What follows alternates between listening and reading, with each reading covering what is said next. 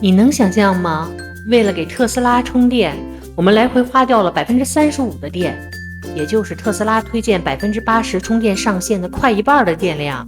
这其实是我第一次在特斯拉里过夜，想试试未来空巢旅居的可能，没想到差点被电量焦虑狠狠教育了一下。现在回想起来挺好笑的，但当时真的有点慌。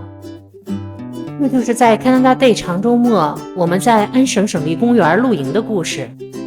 让我从头讲起吧。大家好，我是镜子姐。这次的野营本来定在5月的长周末，因为天气不好，就改成了国庆周末。我们以为做足了准备，看看我们带的装备吧。这是5月时，我们试着看看特斯拉能否把要带的东西都装下吗？你这个纱帘帐，不能睡觉，但是可以在那遮太阳挡雨的。因为有纱帘可以把蚊子挡住。带上呢是有这个电的，所以带了3根这个延伸线。车的这个延伸板是挂在这个前座的头枕后头，然后跟这个后座放下来以后呢，把它给缝隙给填平。然后这是一个充气的床垫，不是这个特斯拉专用的，但是这是个30升的这个一个小冰箱。那么12伏接在这个特斯拉的电源上呢，能够这个充电。这些还不包括锅碗瓢盆和车上睡的被子枕头。这是走之前大概装完车的状况。最长的那件纱帘帐最后放在了后排座的脚下。电呀，什么 Google Charger 啊，就是跟电有关的东西放在这儿也好拿。周六8点多，我们从多伦多出发了。要去的 park 是在渥太华和魁北克交界的 Wardour Provincial Park。之所以选择这个公园，是因为我们要去渥太华接儿子一起去野营。说起来，其实我特别不喜欢露营，比较惭愧，来加拿大快30年了，就在孩子小的时候野营过2次。第一次受不了蚊虫和睡帐篷的不适，原定2晚，第2天就跑路了。第2次好不容易安营扎寨了，夜里孩子病了，天一亮就赶紧打道回府了。这一次孩子们都长大了，我们一家4口再次出发。不同的是，我和女儿睡在车里，老公和儿子在帐篷里。而我们的主要目的就是为了试一试用特斯拉来当床车，在空巢后的 road trip 上能不能派上用场。出发前，我们第一次把特斯拉充到了90%，想着这样中途就少充一次。按计划，我们到了 Kingston 超充站，停下来时车上还有40%多的电。插上后 App 显示需要35分钟，我还和老公说超充站也没有想象中的那么快呀，还挺慢的。然后我们就晃晃悠悠去了马路对面的麦当劳，点了冰咖啡。刚坐下没几分钟，手机就提醒我们已经充到80%了，说还有5分钟就开始收拥堵费了。老公说没事儿，咱们的设置没改，还是90%上限呢，应该不会收吧。结果5分钟一到，我们真的就收到了开始收费的通知。于是我们全家赶紧一路小跑回去，结果发现车充到了83%就已经停了。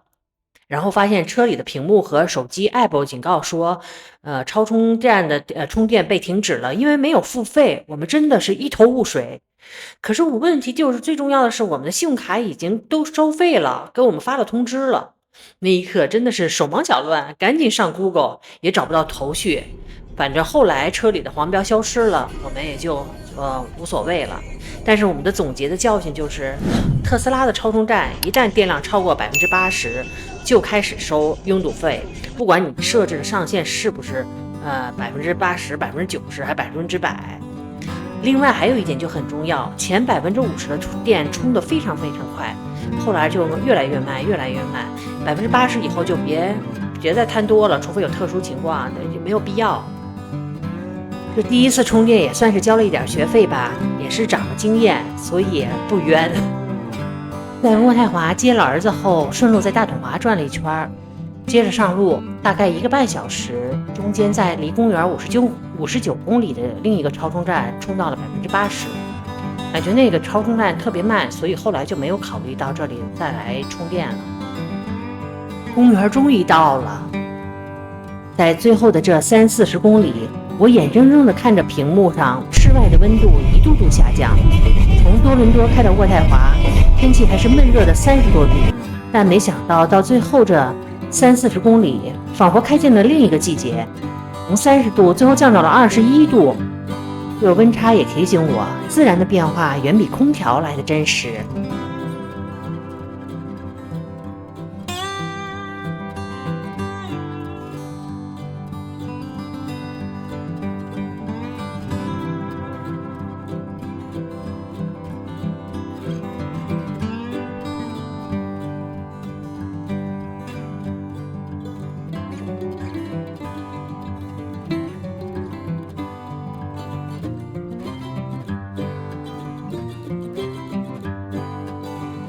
到了营地，营地不是很大，天色那时候已经不早了，我们急急忙忙开始搭帐篷，也就忘了马上给车充电这回事儿，花了不少时间安营扎寨。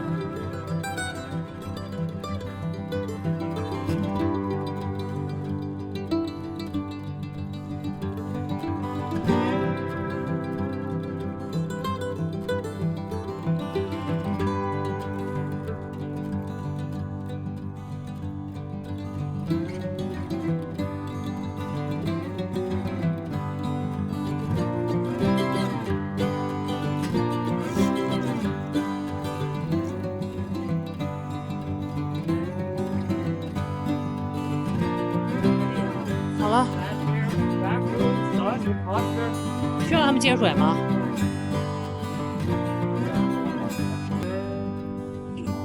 哦，你们去把个黄瓜给洗了。车上这个床垫不是特斯拉专用的，是去年老公和儿子春天开车从多伦多到温哥华，再到黄石，绕行北美大陆1万多公里时，给另一辆 SUV 买的。他们快1个月的旅行，在车里住了大概5-6晚，毕竟那时候天气很冷，油车又不能保持恒温。据他们讲，睡着不错。后来发现放在特斯拉里也没问题，我们就省了一笔开支。这是虫子满处飞，不知道能不能熏出来。这是第2天晚上我们拍的车里的状况，第1天晚上都没顾上。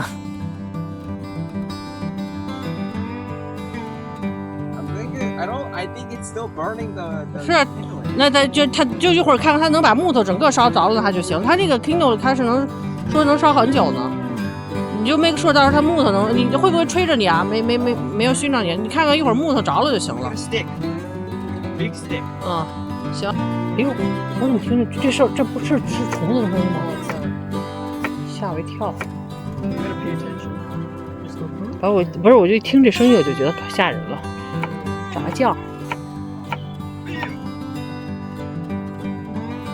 这个声音真的像苍蝇的叫唤。这个炉子是我老公买的，防风的煤气灶，挺好用的。但是就是刚开始我不太了解，开的时候特像苍蝇叫唤的声音，吓我一跳。等差不多收拾好了，天都快黑了，我们就赶紧做饭。别看我们不怎么野营，但老公装备买了不少，估计这就是男人的通病吧。吃完饭，天彻底黑了。营地的卫生间和淋浴还不错，人也不是很多。一天下来挺累的，没多久我们就决定睡觉了。我们母女住的是自动恒温房，男士们则在自然体验舱里。到公园的时候，我们的特斯拉还有60%多的电。因为第一次车速，我们忙着搭帐篷做饭，享受自然，根本没有把充电这事儿放在心上。因为天黑了，老公自以为电足够了，竟然没有充电，我也觉得有道理。这就为第2天的充电笑话埋下了伏笔。车窗外是林野，车窗内是母女的小旅馆。这一夜出奇的安稳，没有随时觉得小虫子咬自己浑身都痒的感觉。在 camping 模式下，温度湿度都很适中，而且车内格外的安静。我和女儿都是1.7米以上，而且不瘦，但2人在车里不觉得挤。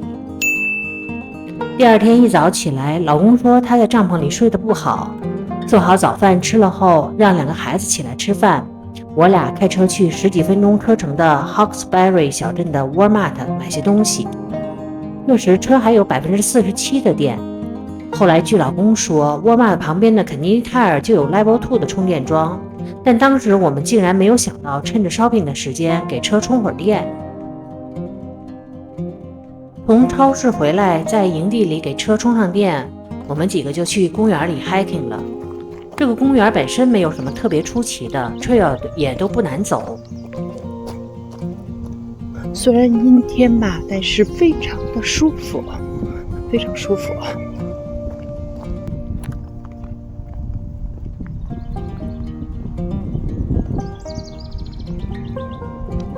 我老公是个特别爱开车旅行的人，所以我们计划等孩子都离家了，正式空巢之后，先在退休前断断续续在加拿大和美国各地转转，等真正退休了，就先坐飞机把我们想要在世界各地旅居的地方一个个都走遍，等把所有的地方都转够了，再考虑买房车，来一场深度的北美公路大旅行。所以现在我们暂时不打算买房车，预期一开始就投资太重，我们更倾向于先把特斯拉变成一个轻量版的移动小房车，有时候住酒店，有时候就直接睡在车里，一来省钱，二来也特别灵活。你们觉得呢？我很想听听大家的想法，如果你们有什么其他的建议和选项，请给我留言，欢迎大家一起讨论，也许有一天我们会在路上遇见，也说不定呢。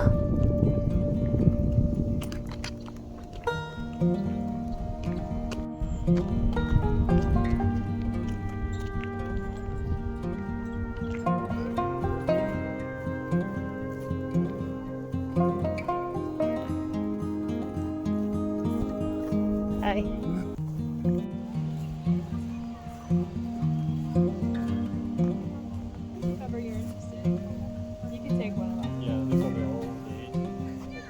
，Everyone does it. Yeah, it's for everyone. Okay. Yeah. 一会儿那有冰激凌，一会儿咱们去买一个吗？那 store 里。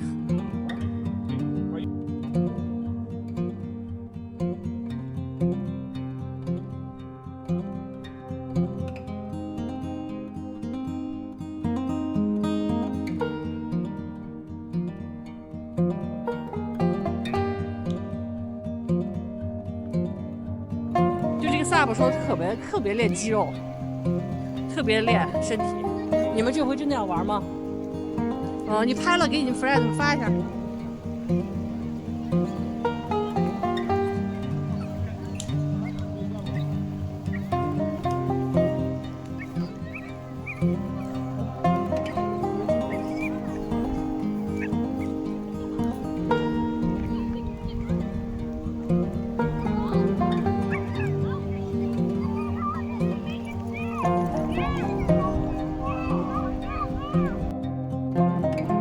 走走停停，我们在公园晃了几个小时后回到营地，准备去小镇找家饭馆吃午饭。这时才发现车的电量才增加了4%，这时我们才意识到可能有点问题了。于是我赶紧 Google， 看到离小镇2公里的魁北克那边有一个快充，评价挺好的充电站，于是又松了口气，觉得吃完饭正好去充电，挺不错的。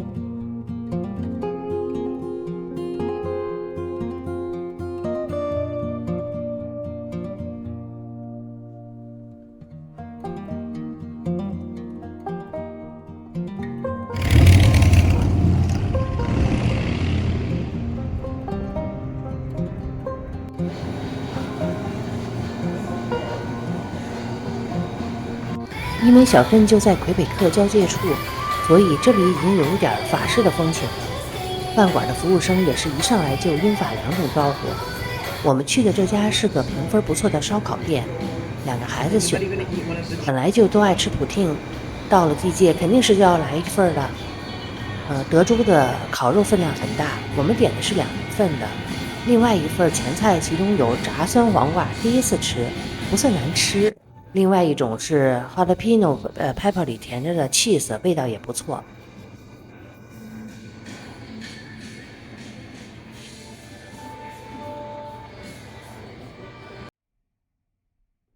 这个街还挺好看的。吃饱喝足，我们就开车去那家2公里外的 EV 充电站。到了后就傻眼了，充电的接头不适合，我是小白，真的之前不懂各种这个转接头的区别，然后就赶紧慌忙找特斯拉的超充站。特斯拉的屏幕显示最近的是在40公里以外的，选定后导航一开车，不知道为什么就变成了70公里，以为选错了，又重新选了一遍，还是如此，但也只能这样了。当时显示结果到了超充站的电量只有17%，真的有点慌，但不得不去。看着路标才恍惚发现是去往蒙特利尔那个地方走。充电站到了后倒是挺顺利，魁北克的电费还比安省便宜很多，加到80%后，往回公园要75公里。所以为了这场充电，我们耗费了大概35%的电，开了150公里，是不是有点哭笑不得的感觉？但怪谁呢？只能怪自己没有做足功课，自以为是吧。之后我碎碎念跟老公总结经验教训。大家看看我还遗漏了哪些，你们都还有什么其他经验，请给我留言。回到公园后，这次我们第一时间就把车插上了电。第二天早晨醒来，虽然整晚开着宿营模式，电量却从60%多回升到了71%。这下我们就不用再充了，直接可以回到渥太华了。吃完早饭，收拾营地，装好行李，又是2个多小时，这是一个典型的野营撤退流程。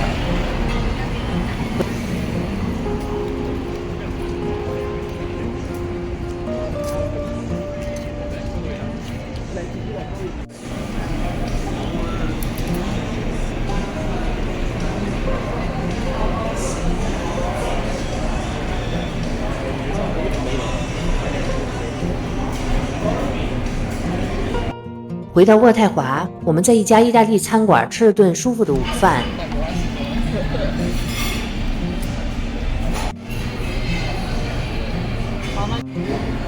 还顺道去了 Farm Boy 给儿子买了些 grocery。